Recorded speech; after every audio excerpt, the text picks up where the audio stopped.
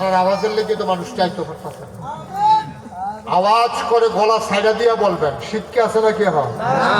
নির্বাচনের প্রচার শুরু হয়েছে মাত্র 2 দিনে, না আওয়াজ এখন প্র্যাকটিস করতে হবে না? বলেন সুবহানাল্লাহ।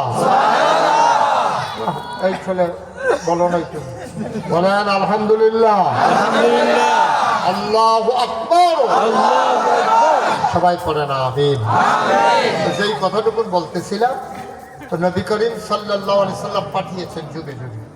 তো এই নবীরা আমরা বলি যে 1,24,000, মতান্তরে 2,24,000। বিষয়টা হইল নবী আসছেন অসংখ্য, অনেক বেশি তো, এই জন্য আমরা লাখ লাখ বলি আর কি। এক একজন নবীকে আল্লাহ এক একটা উপাধি দিয়েছেন। যেমন আদম সফিউল্লাহ, আবুল বাশার।